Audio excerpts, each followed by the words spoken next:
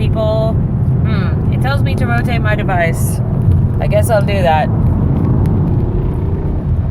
I don't know why it tells me to rotate my device. I don't really want to be in this position, but I guess here I am. So, good evening, everyone. I'm passing through Seattle right now, on my way home, and I therefore am just talking to you live because making a video is rather out of the question. It's also about 900 degrees in my car, and I should fix that.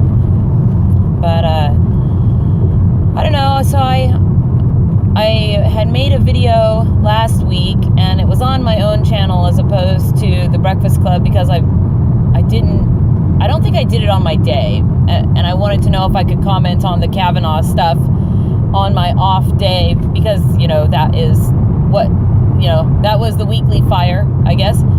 So, and, now here we are a week later, or week and a half later. I don't know. I've literally been home one day in like the last 2 weeks. So my time and scheduling is sort of all discombobulated in my head. And whatever the case though, I had said in my other video that I thought,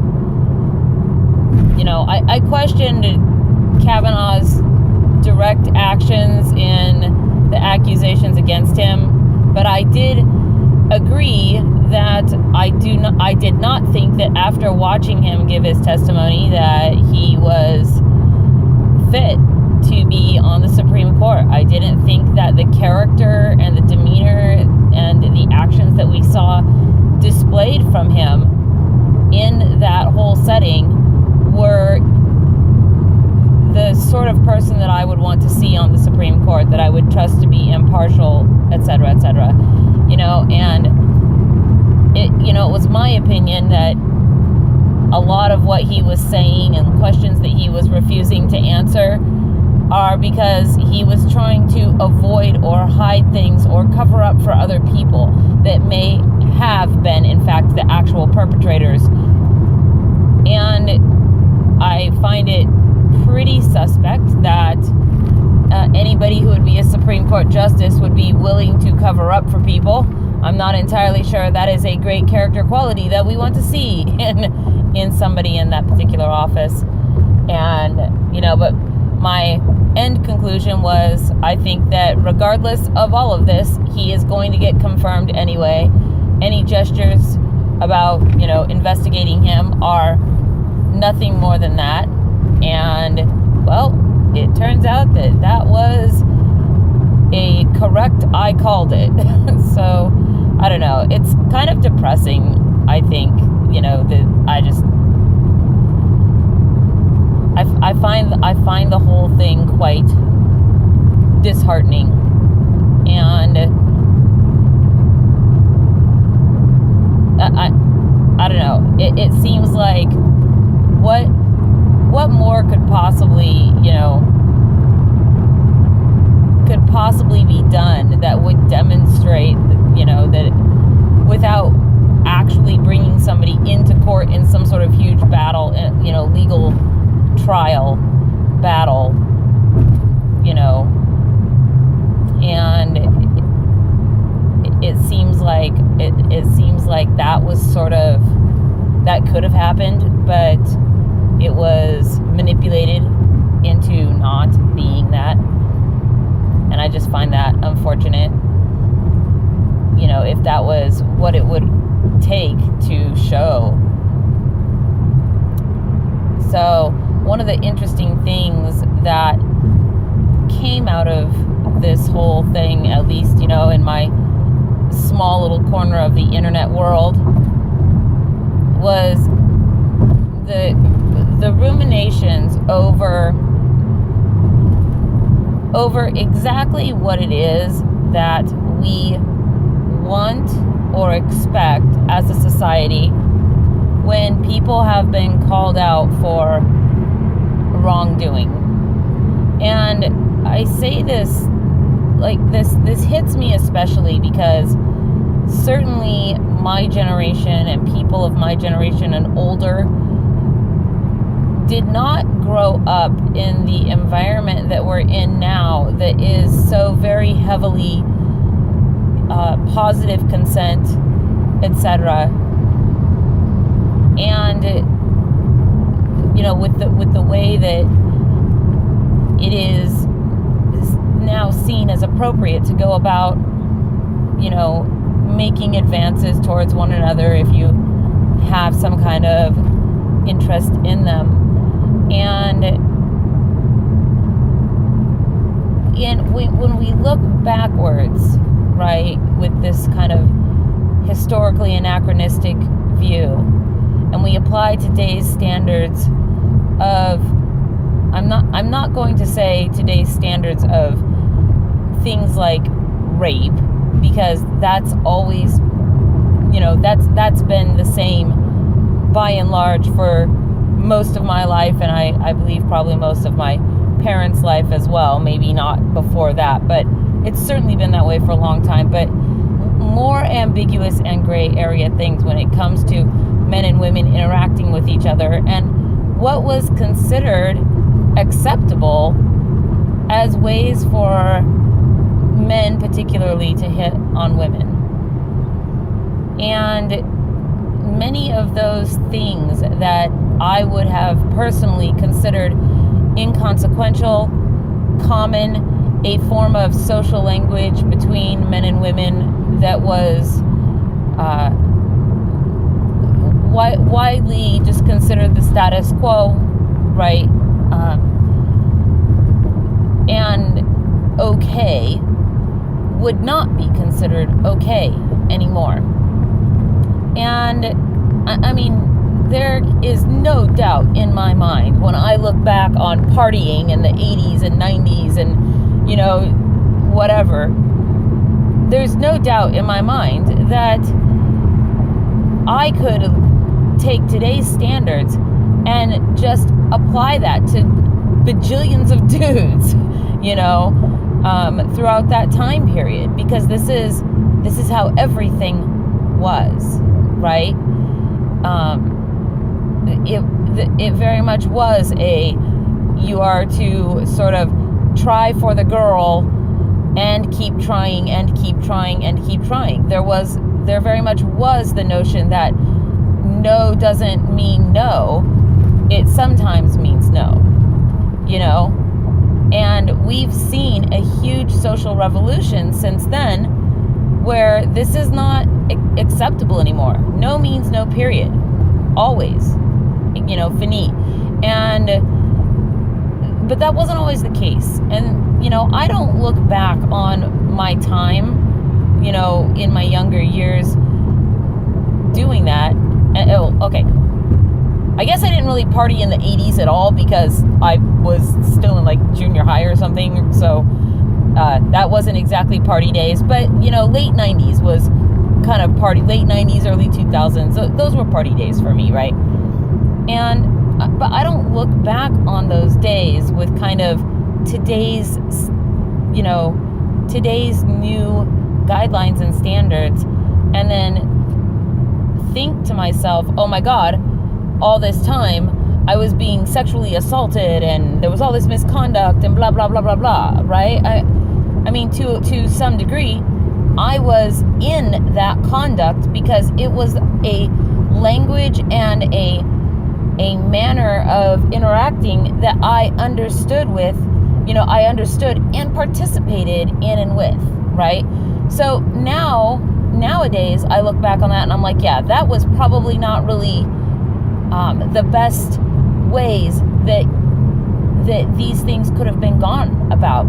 Now I look back and I see that some of these behaviors very much underscore certain mindsets about about what it's okay to just go ahead and do to a girl if you're a guy, right? And that you don't really have to stop when the chick wants you to stop, right? There's all this gray area and ambiguity, but I was a part of that culture and I understood that language, right? I understood that kind of the guidelines were different then than they are now.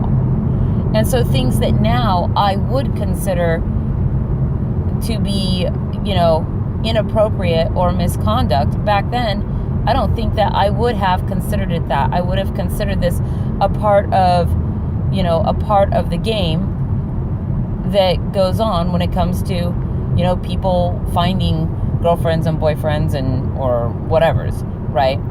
So this led me to thinking, just in my own head, right? Like how, and I want to say, I want to be really clear that I don't think the Kavanaugh situation is what I'm talking about. I think the Kavanaugh situation is more severe than what I'm talking about, and is the type of thing that should be taken far more seriously. But I've seen as a result of it that there are all kinds of people looking backwards in the timeline of their lives, women specifically looking backwards in the timeline of their lives, going, 10 years ago or 15 years ago, you grabbed my butt when I didn't say you could, or, you kissed me when I didn't necessarily want that to happen, right? And, but at the time, they did not say anything. And this leads me to a lot of questions about that I ask myself, right? About, well, what is it that we're looking to have happen? I mean, where do you draw the line on this is a thing that we need to not let go? Rape, for example, is not a thing that I think we should let go. Like actual physical violence or abuse, I don't think those are the types of things that should be let go. Like, well, that was 10 years ago, just forget about it, right? I think that those things are serious enough that they should not just be dropped. But then where is the line of what is serious enough to be dropped, and when do we make the tabula rasa for this, right? Where do we draw the line in the sand and say clean slate from here on out, right?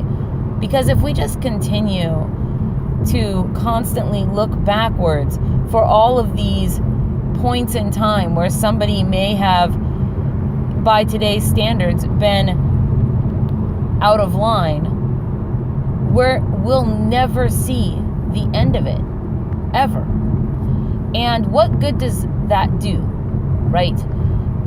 Is not part of the reason for the whole movement to bring about a new way of thinking and new standards of behavior that are better. They're improved standards of behavior that, recognize everybody as, equal people.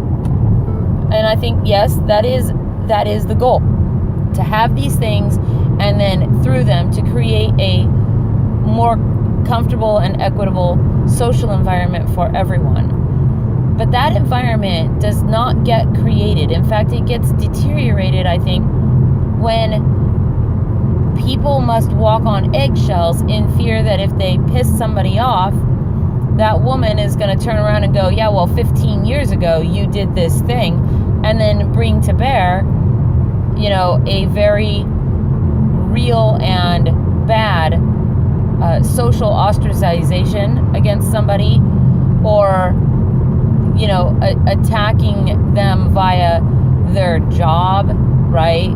And I just can't really get behind that. That seems to be the antithesis of the whole point of upgrading standards of behavior to begin with, right? At some point you have to say, do you not have to say, look, this was a terrible thing. These things happened a long time ago. And even within the course of my lifetime, I've seen, plenty of guys that I know change their behavior, better their behavior, become different people with higher standards for, what they hold themselves to and what they hold other men around them to. I've seen these things happening in real time. But then I've also seen a complete just unwillingness at all to say to on the other half of that, for the other half to say, look, you did this thing, it was really bad,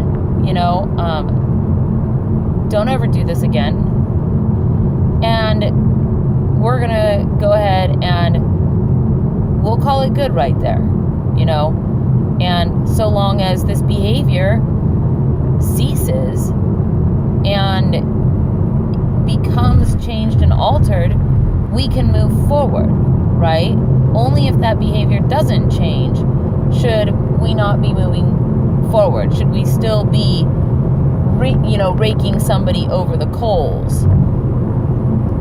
And I feel like it's such an imperative part of this process to be able to recognize what your own place was in that dynamic 20 years ago, and to be able to also say that, hey, yes, this wasn't right. No, with regards to these situations, these weren't good times. But if you're going to go on a historical witch hunt for people, people in your past to try to rake them over the coals today, what is being gained by doing that for either party, right? It's not as if they can go back and fix it. It's not as if they did something that was really actionable in the sense that rape would be actionable, or some other kind of actually violent behavior is actionable. We're talking about people having crappy standards of behavior on the dance floor at the club, or at your at bachelor parties and bachelorette parties and just college dorm room parties, and just people playing a lot of grab ass, as it were. And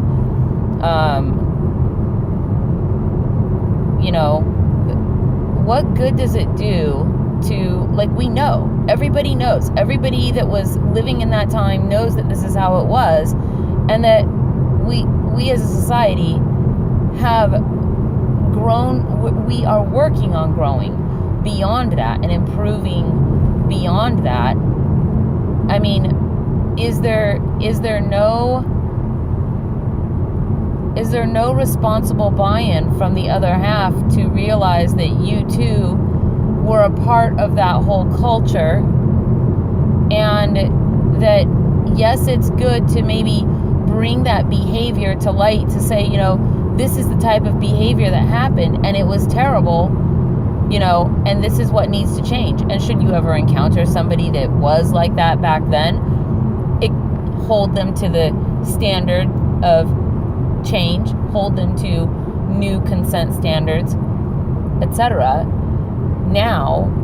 But what good does it do to just harp on it, from ages ago?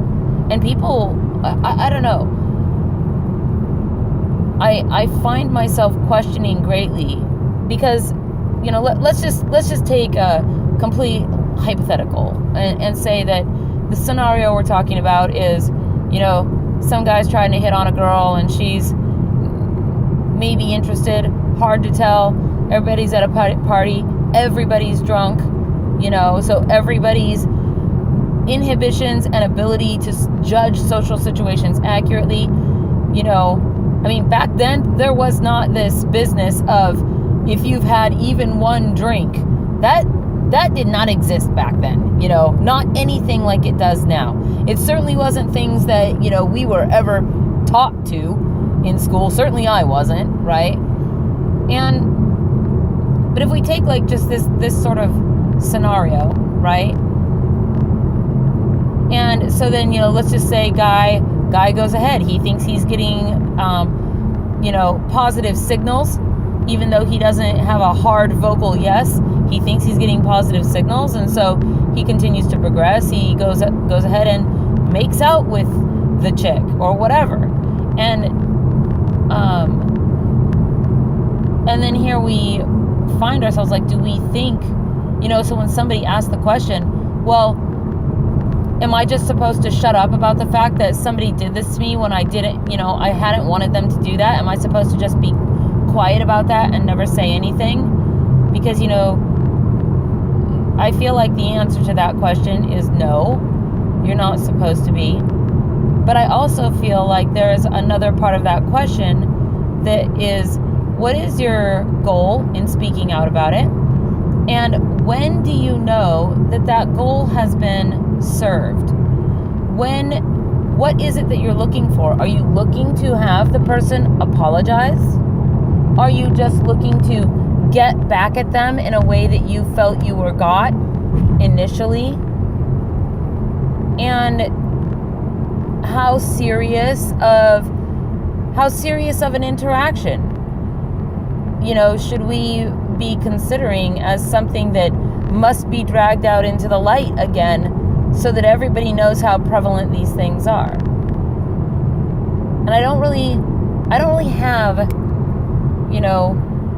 good answers to that, right? I don't have any, 100% right answers or whatever. These are just sort of kind of thought experiments that I have in my head, questions that I ask myself in order to try to come to what I think is a fair and equitable solution, right? I certainly am, I am not in the party of people that you are going to find trying to go through the history of every dude that, might have tried to kiss me or something when I wasn't particularly into that dude. And now here I am 20 years later, just trying to throw him under some sort of bus because, I don't know, because that's what everybody seems to be doing, right? I'm not that person. I don't have any interest in doing that. I have an interest in seeing things change for the better. And I think that the only way that can happen is if we recognize that people can also in fact change. That maybe some dudes did some things that I was not too particularly thrilled with and definitely wouldn't be thrilled with today, And again, I'm not talking about anything like rape or anything quite so severe as that, right? But I must be able at some point to accept that they can recognize their own error and they can then, they can correct for that, and that they have in their lives correct. I mean, there's guys that I'm still really good friends with to this day that, maybe we might have had a little, like, what were you doing, back here? What made you think you could grab my boob or whatever for any reason? But they're not that guy now, it's like they got called out on it, and then maybe that's when they realized, like, well, yeah, okay, maybe that was kind of a douchey thing of me to do. Hey, maybe I shouldn't be a dick in life, right? And they changed. They matured, they grown, they've grown, they've become different people. And that doesn't, of course, excuse youth does not make an excuse. But I don't think we're just talking about youth, at least not when we look backwards in time. Nowadays we've got a whole generations of dudes that have literally been from day one, had it driven into their heads that this sort of behavior is bad. But I don't really think that when I was growing up, that was something that was taught to boys. And so they behaved differently. And the girls that they interacted with responded and behaved differently in kind, right? And so kind of judging them by these new laws. I mean, when we implement a new law in the real world, let's say we've lowered the speed limit from 60 to 55, you don't look back and go, how many people were doing 60 last week when the law still said it was okay to do 60, and then give all of those people tickets, every time they were doing that. I feel like we are at this place where we are kind of having this social revolution, and to some degree, we must hold these standards high and with high accountability going forward.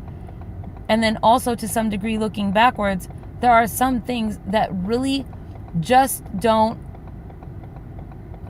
make the cut for being so important or so severe that they need to be held with this 100% accountability, right?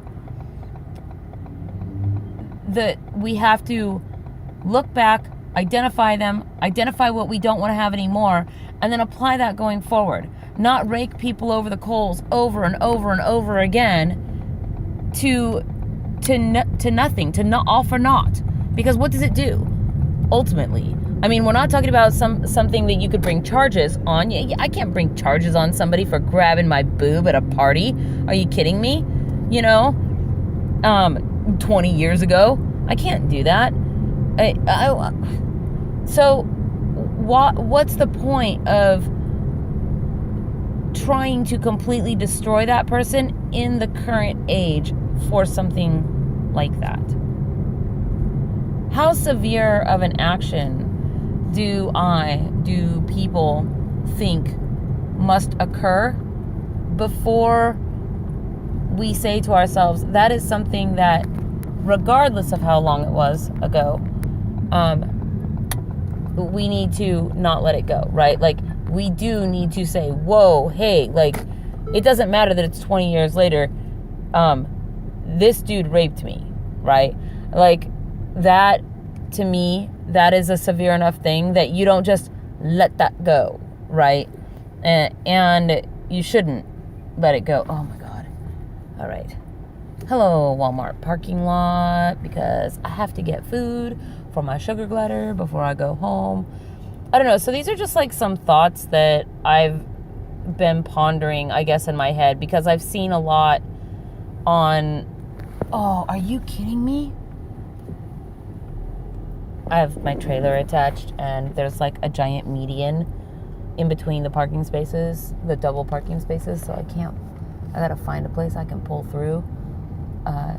But yeah, I find myself asking this a lot because I've seen, since the whole Kavanaugh thing, I've been seeing people in my friends' circles being raked over the coals for things that they did, a long time ago, that were not anything like what we would call best behavior or good behavior today.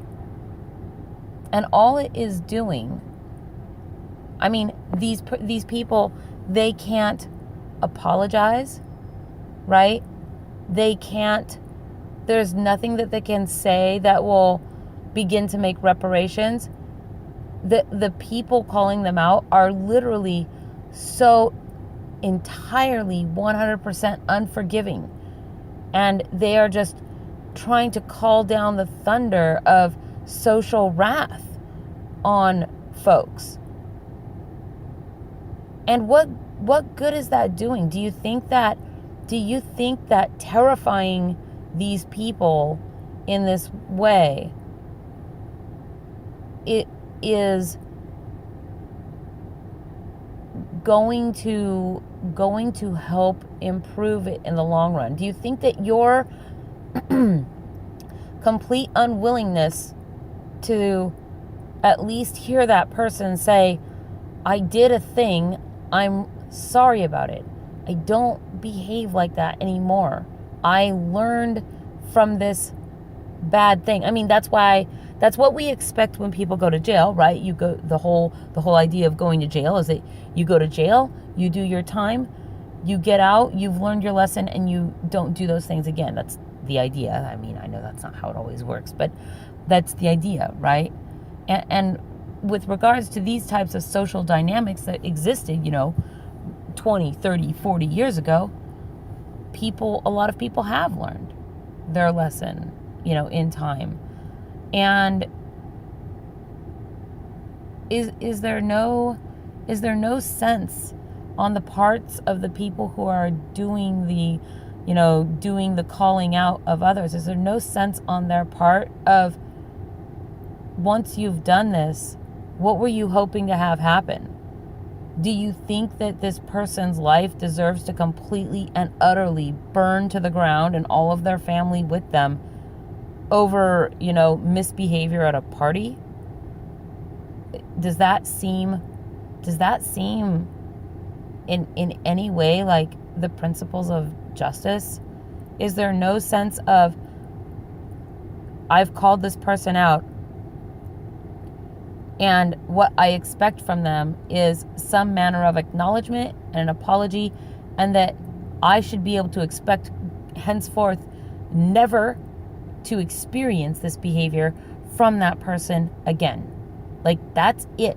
You've acknowledged that you've done the thing, that it was inappropriate, that you have made your apologies for it, and the restitution is that your behavior changes going forward, right?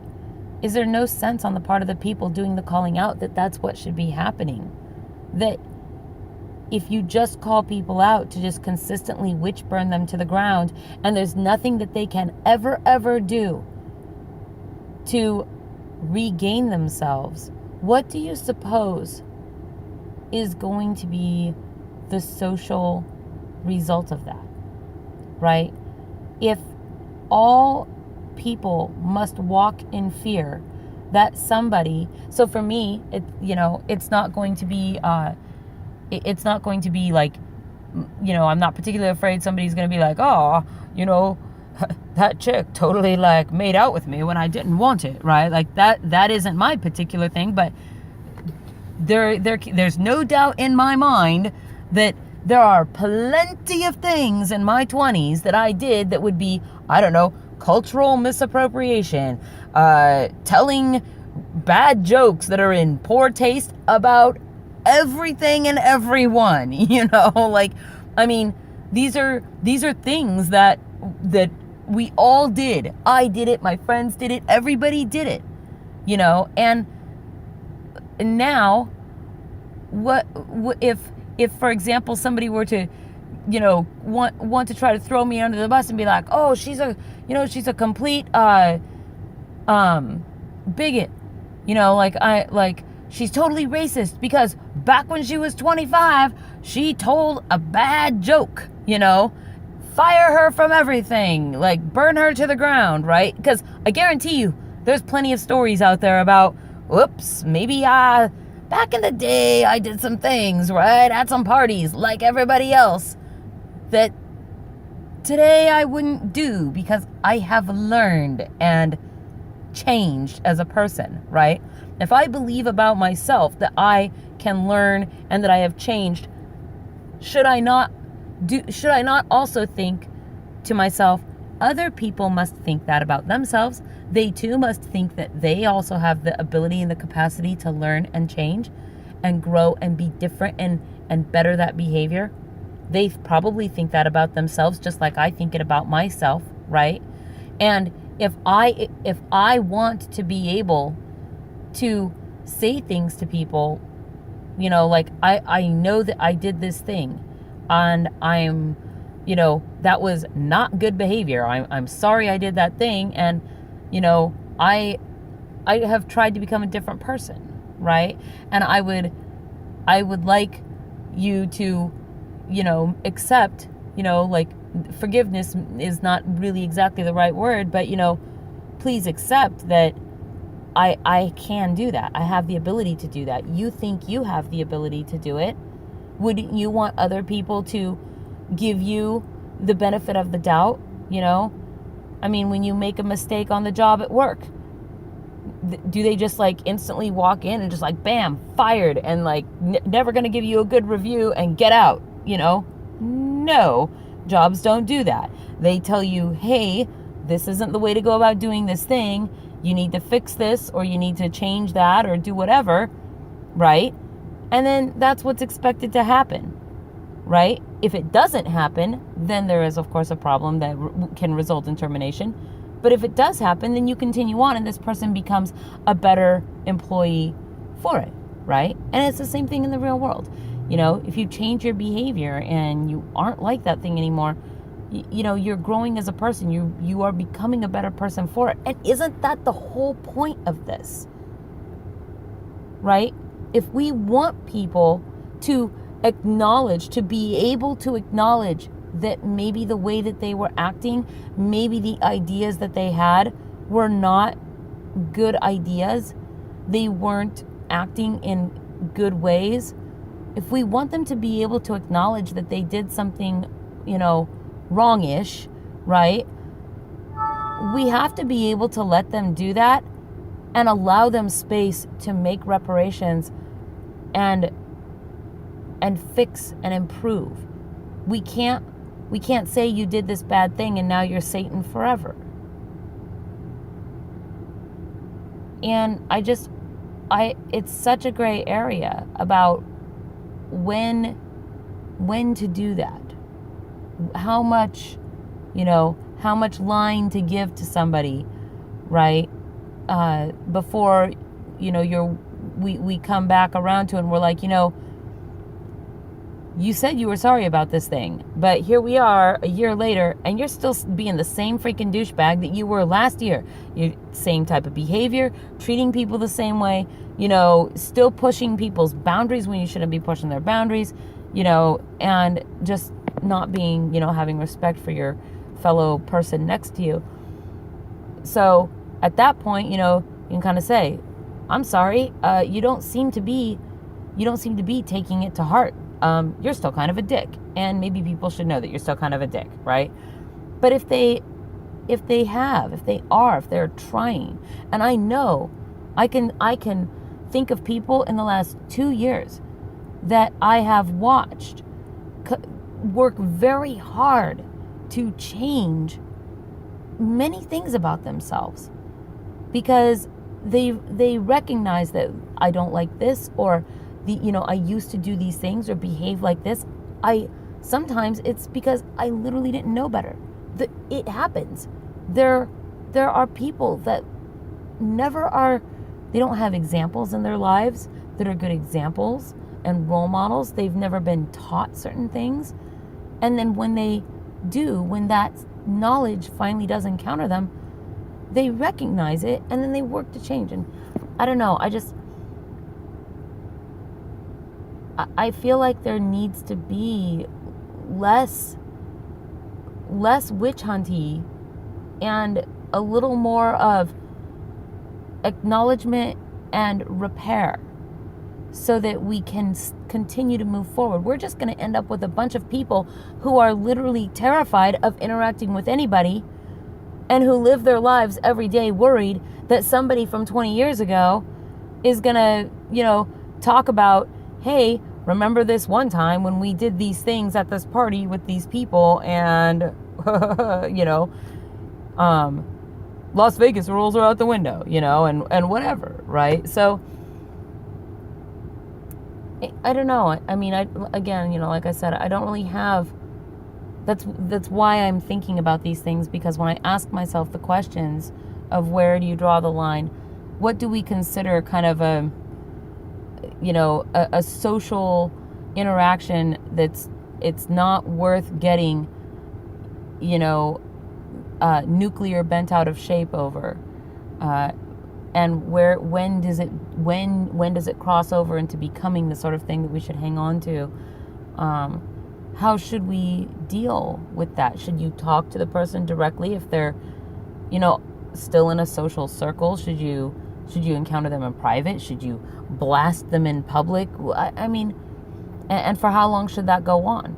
What should we expect? Should we expect that everybody turns their back on people, nobody talks to them anymore, all of their friends start dropping them, that these things go on behind their back, but nobody will say anything to them because they're a creeper or whatever? I mean, I don't know. And I find in my head that this is so much gray area, that there's no real good rules of thumb, that immediately occur to me. And that makes it difficult to know how to handle the situations when you see them happen, and how to continue to treat people going forward. And I personally, I don't want people that are in my environment around me, I want them to be respectful. I want them to engage in things like positive consent. I certainly don't want them doing anything to me that I am not okay with. None of this, better to seek forgiveness than ask permission. If that's your attitude, then those aren't really the people that I want to be around. So I would like to have, mutual respect, et cetera, et cetera. Those are kind of the standard, a standard that I keep for myself. But at the same time, I also don't want the people that are around me to literally walk on eggshells in fear of this idea that I might snap at any moment and just go off on them entirely and then make some huge social scene, right? I don't want to be, excuse me, oh my God, I'm so tired. I don't want people to be afraid to be around me, to talk to me, to laugh, to joke. I want it to be comfortable. I want there to be pleasant synergy. And if all people are ever afraid of is, oh my God, is it okay? I'm sorry, I hugged you. Was that okay? Like, I didn't mean to offend you. I mean, I don't know. I don't find that a very comfortable environment for anybody to always be in so much fear of just trying to interact with somebody,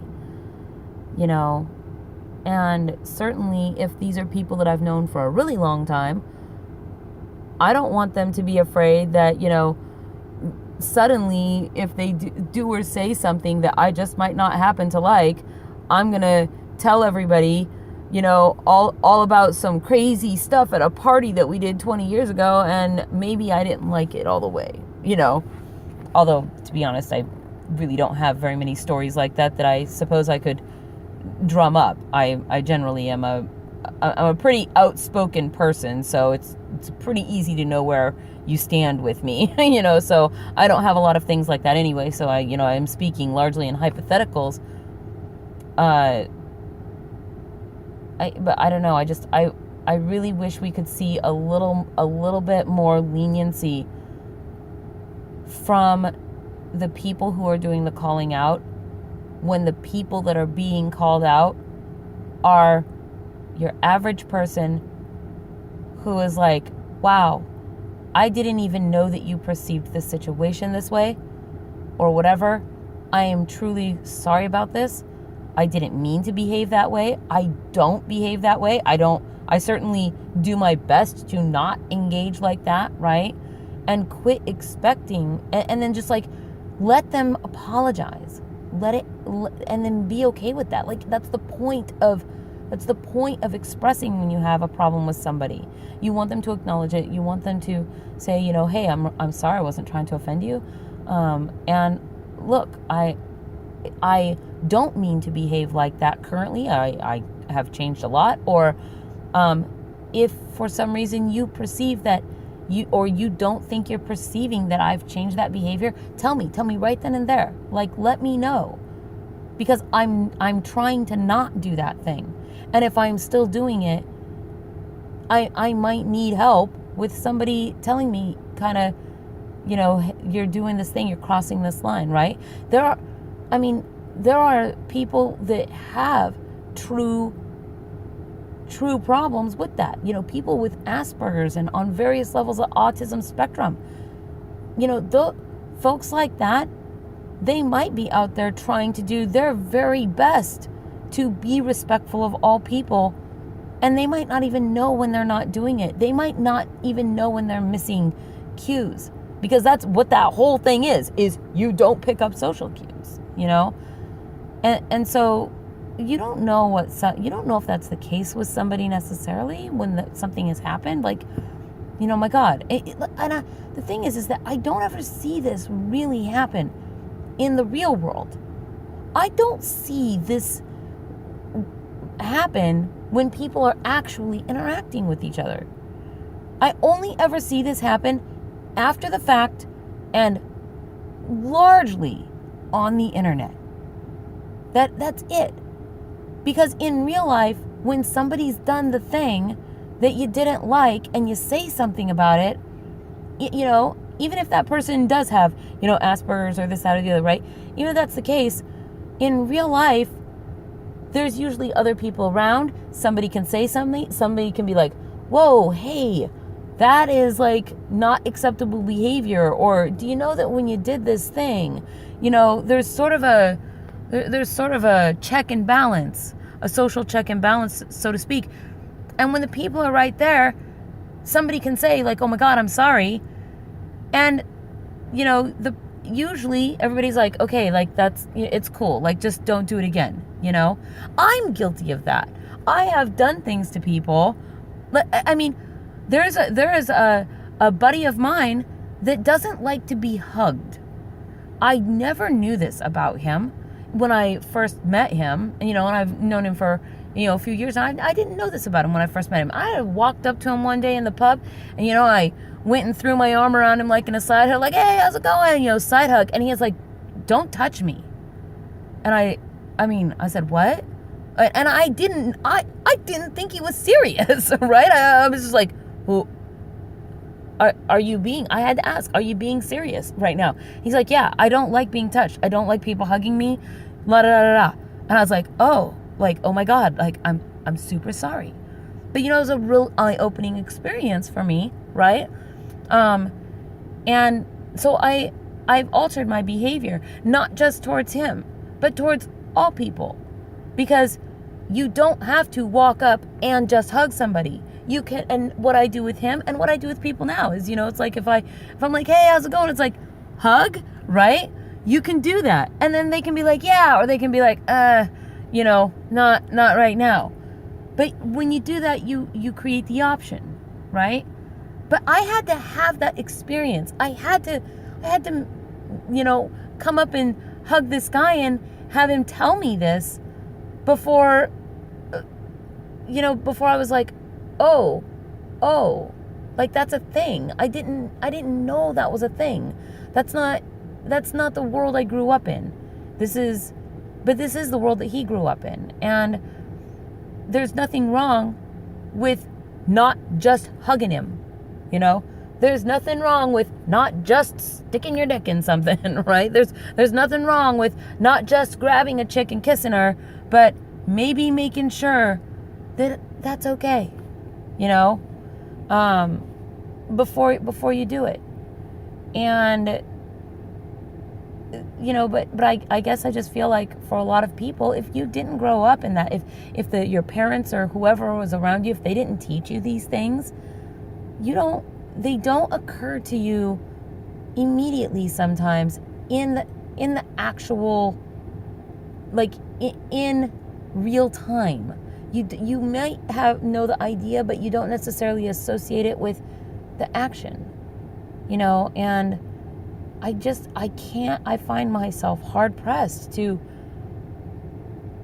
be hypercritical of people because I don't know their story. I don't know I don't know if they get told this every other day by everybody around them, stop doing this thing, and they don't stop doing it.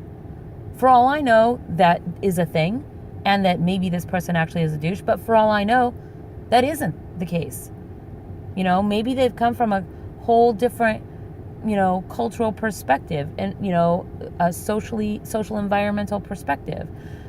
Would you say socio-environmental? Is that the right way to say that? That somebody has to connect those dots, and I'm glad, I feel glad that my friend that said that to me was like, it's fine, just please don't do it again, that's cool, right? So, like, I'm grateful. Like, thank you for allowing me the opportunity to fix what I was doing and not be like that anymore, right? And then ever since then, we get along great, like laughing, joking, doing all the things, whatever. And there's never been a problem like that again. And I just feel like there needs to be a little bit more of that going on if we truly want people to be able to change their behavior. Otherwise, they're just going to be terrified all the time. And that doesn't lead to a good social fabric in my mind, It leads to a very brittle one. And I find that dangerous. So I'm at the Walmart where I have to go buy an avocado so I can feed my sugar glider when I get home, which is, 5 minutes away. Thank God, because I'm so tired of traveling right now.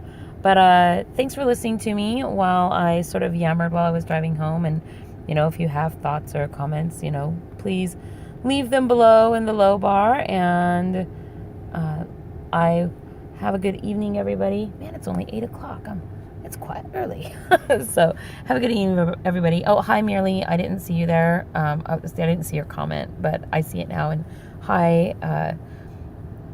And yeah, I agree. With offenses, it is tricky to find the middle ground. And that's just one of the things that's been in my head. Is like, what do I think are good rules of thumb for that, right? So I'd be interested to hear what other people think are good ways to assess stuff like that and good, guidelines. So, okay, guys, have a good night, and I will see you all, well, probably next week. So, bye.